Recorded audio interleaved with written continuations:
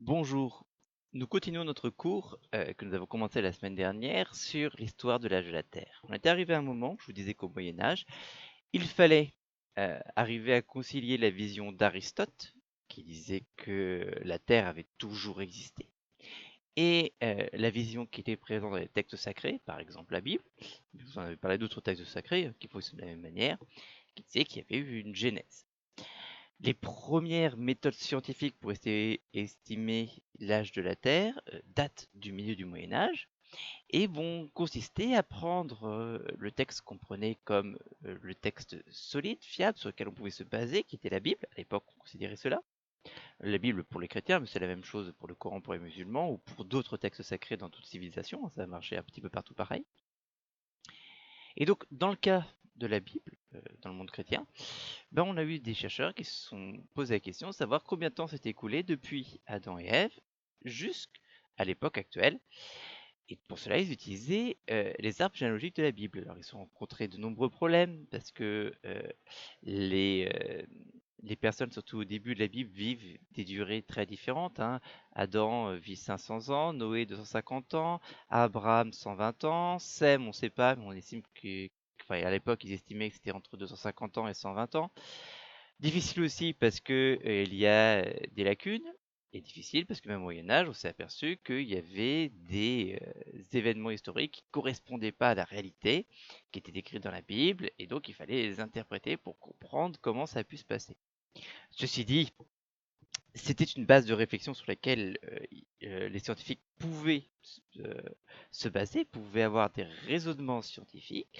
On commençait à calculer, et on va du coup avoir euh, des raisonnements scientifiques derrière qui vont donner deux âges pour la Terre, deux âges différents suivant ce qu'ils prenaient comme hypothèse pour, par exemple, le nombre de générations qui étaient absentes ici, ou pour l'âge de Sem, ou pour la position des rois de Juda, etc.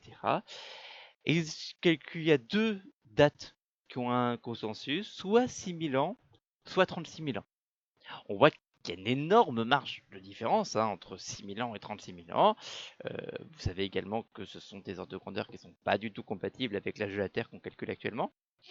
Mais il n'empêche qu'à l'époque, c'était un premier avancée, c'était un premier calcul scientifique, une approche scientifique de la question de l'âge de la Terre. Et c'est à partir de ça qu'après la question de l'âge de la Terre va être poursuivie sur des choses plus précises. Donc en tentant de concilier Aristote et les textes sacrés, certains savants proposent l'âge de la Terre. Deux dates rencontrent un consensus, 6000 ou 36 000 ans. Le point important, c'est que tant qu'il n'y a pas de progrès technique, notamment de progrès scientifique, les scientifiques n'ont pas les moyens de trancher entre ces deux dates. C'est pas qu'ils ne veulent pas, c'est pas qu'ils ne veulent pas aller plus loin, c'est qu'ils n'ont pas les moyens techniques. Et c'est au fur et à mesure des découvertes, notamment des découvertes en géologie, que les choses vont pouvoir se résoudre. Et ça va être la seconde controverse qui va durer du Moyen Âge jusqu'au XXe siècle, enfin jusqu'au XIXe siècle, pour le coup, pardon. Faut-il avoir des méthodes géologiques ou des méthodes physiques pour calculer l'âge de la Terre, maintenant qu'il y a des sciences? Alors, pour comprendre cela, il faut comprendre que au Moyen Âge, au milieu du Moyen Âge, on a un scientifique français qui est absolument génial et qui va apporter un progrès énorme à la science, même si on le connaît peu. Ce monsieur s'appelle Jean Buridan. Jean Buridan fait plein de choses. C'est un philosophe scolastique, donc c'est quelqu'un qui est à la fois un scientifique, mais également qui s'occupe de religion, c'est un moine. Euh, et Jean Buridan va travailler sur plein de choses, et notamment sur l'âge de la Terre.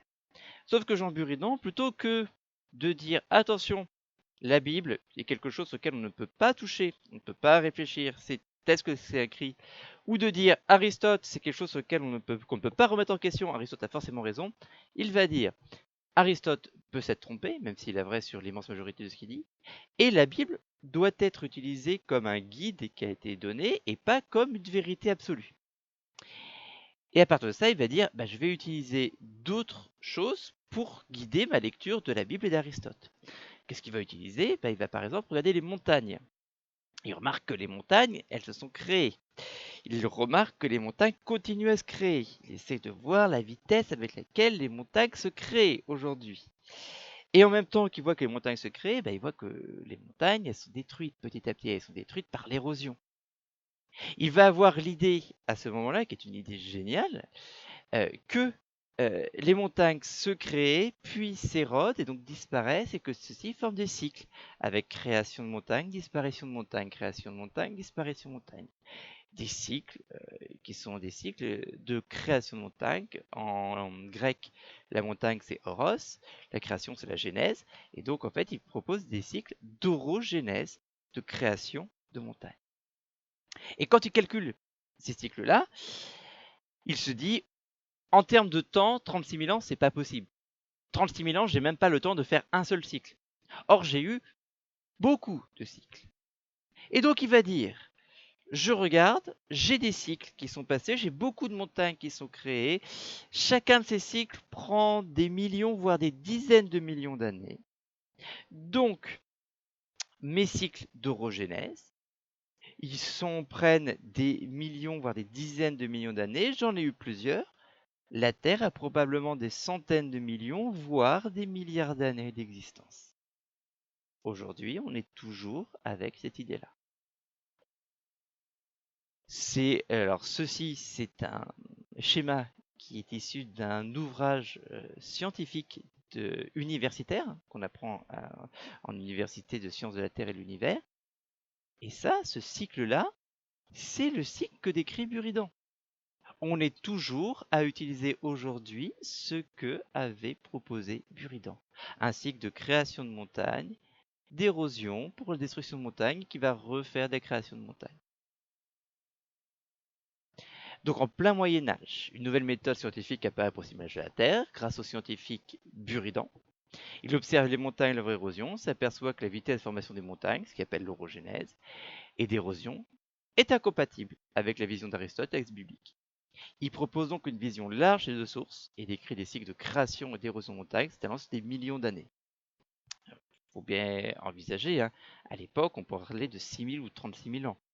Là, il parle de millions d'années.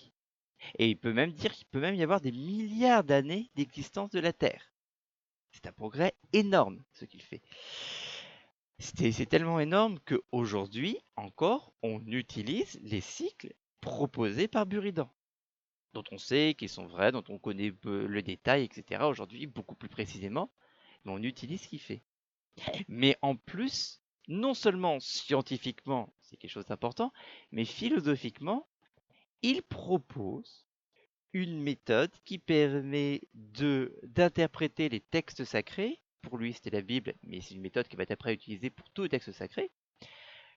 Comprendre les textes sacrés de manière métaphorique, c'est-à-dire qu'il ne faut pas prendre les données à l'intérieur de manière précise comme des faits, mais comme des interprétations de faits qui sont destinées aux personnes qui les lisent, mais qui sont des interprétations.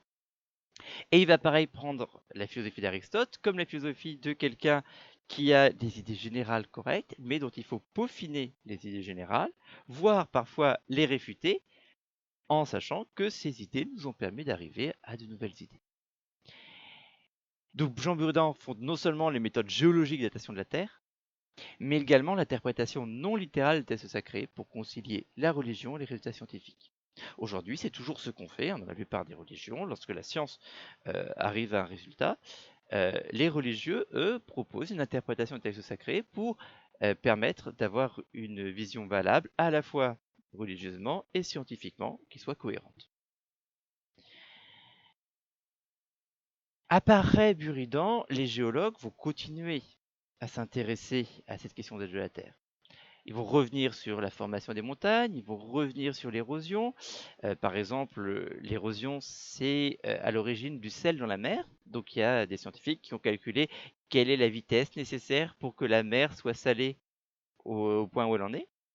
Donc à partir de cette vitesse, on peut calculer un âge, depuis quand l'océan existe, en supposant que l'océan existe depuis le début. C'est pas tout à fait vrai, mais c'était pas mal pour une réflexion, par exemple, à l'époque de Louis XIV.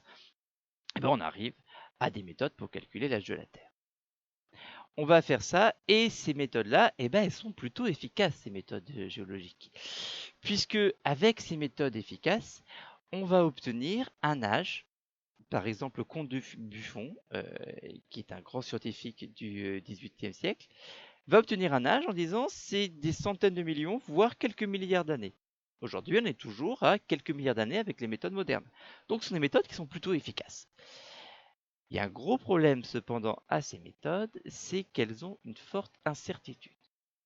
Alors, qu'est-ce que c'est que l'incertitude? L'incertitude, c'est quand lorsque vous prenez une mesure, vous n'êtes jamais sûr d'avoir le résultat précis, exact.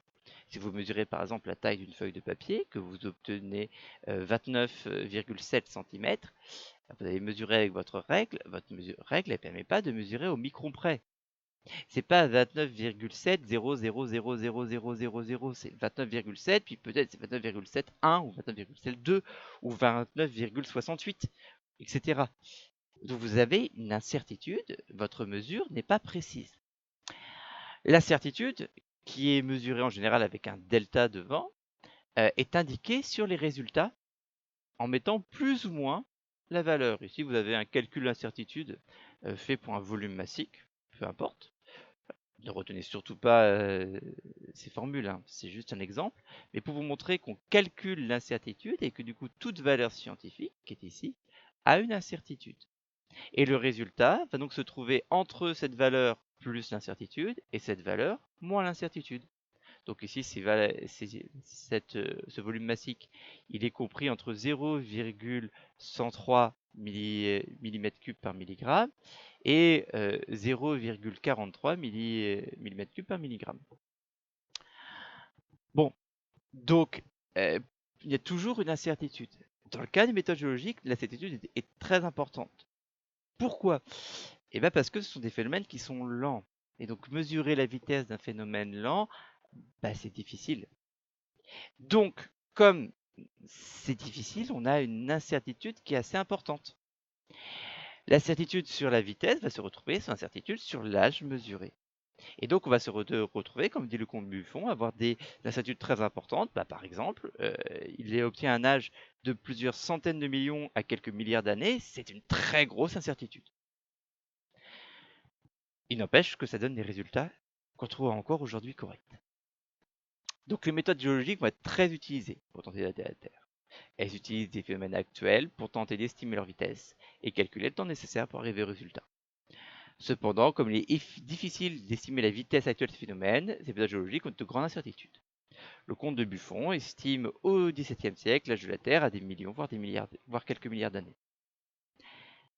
Mais, dans le même temps, il y a d'autres scientifiques qui réfléchissent à l'âge de la Terre, pas seulement les géologues, et notamment les physiciens. Les physiciens vont réfléchir aussi à l'âge de la Terre, et il y a une méthode qu'ils aiment particulièrement, c'est le refroidissement de la Terre. Pourquoi? À l'époque, on a compris qu'au départ de la Terre est extrêmement chaude. Elle est sous forme d'une boule de magma. Voilà, la Terre au tout début, c'est une représentation d'artiste, ça ressemblait à ça. Aujourd'hui, la Terre est refroidie. Donc, la Terre s'est refroidie et on peut calculer la vitesse de refroidissement. Et ça, la vitesse de refroidissement, il y a moins d'incertitude que la vitesse d'érosion, de salinité, etc. Et donc, on peut faire ça. La Terre est refroidie aujourd'hui, donc il y a un refroidissement. Si je calcule la vitesse de refroidissement, je peux calculer le moment où elle était sous une forme de boule de magma, et je calcule l'âge, j'obtiens un âge. Et beaucoup de scientifiques vont faire ça, et ces méthodes-là ont l'avantage d'avoir une incertitude beaucoup plus faible. Mais le problème, c'est que ça se base sur des phénomènes physiques dont on ne sait pas s'ils étaient toujours vrais. Parce qu'en fait, on voit que la Terre se refroidit aujourd'hui, mais est-ce qu'elle se refroidissait également autrefois? Et si elle se refroidissait également autrefois, quelle était la température de départ de la Terre? Donc, moins d'incertitude sur la mesure, mais après, beaucoup de questions non résolues.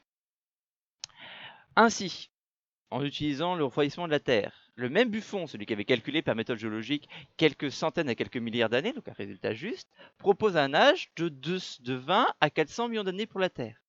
Et en même temps, en anglais, Lord Kelvin affine cette mesure et propose une mesure de 20, alors plus tard Lord Kelvin, affine une mesure de 20 à 40 millions d'années. Donc, c'est un résultat qui a une incertitude bien moindre, mais qui est faux. il est fondamentalement faux. La Terre n'a pas 20 à 40 millions d'années. Il n'empêche que les physiciens ont utilisé cette mesure. Alors pourquoi? C'est parce qu'ils ne savaient pas que la Terre produisait elle-même de la chaleur. Elle ne se contente pas de se refroidir par rapport à la chaleur de départ, elle produit elle-même de la chaleur. Ça, ils ne le savaient pas à l'époque. Et donc, ils obtiennent un résultat faux. Et lorsque l'on a ici deux méthodes, une méthode géologue et une méthode physicienne, la méthode géologue avec de grosses incertitudes, mais qui est vraie, et la méthode physicienne avec de petites incertitudes, mais qui est fausse, quelles méthodes vont préférer les scientifiques? Eh bien, celles qui donnent une plus petite incertitude. Donc, pendant longtemps, on va garder la mesure donnée par le refroidissement de la Terre, 20 à 40 millions d'années. Et ça va donner lieu à la troisième controverse, la controverse des naturalistes contre les physiciens. Alors ça, c'est une controverse qui va surtout avoir lieu au 19e et au début du 20e siècle. Autour de 1850, il y a très peu de personnes qui croient aux résultats obtenus par la géologie. On a un consensus autour du résultat de Kelvin, c'est-à-dire que la Terre dure de 20 à 40 millions d'années. Pourquoi? Parce qu'on a moins d'incertitudes, et puis on considère aussi que la physique est une science plus sérieuse que la géologie. On a un essor extrêmement important de la physique et de la chimie au 19e siècle, et la physique a un certain prestige, notamment parce que les calculs que l'on fait sont beaucoup plus complexes et beaucoup plus poussés.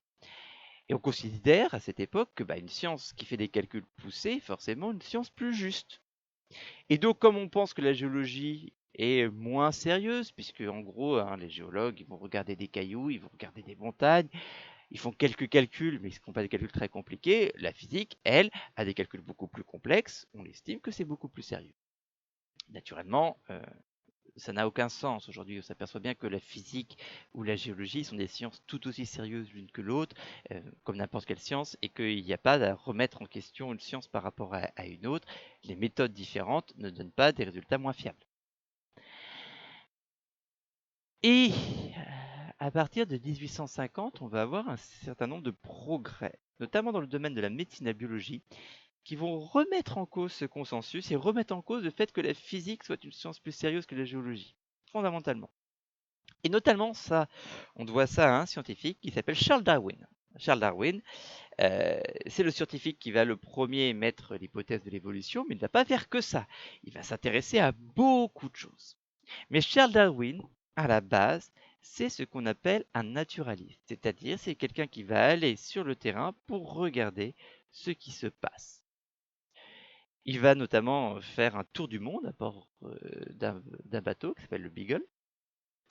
Et ce tour du monde, il va aller un peu partout, il va observer ce qui se passe réellement sur le terrain.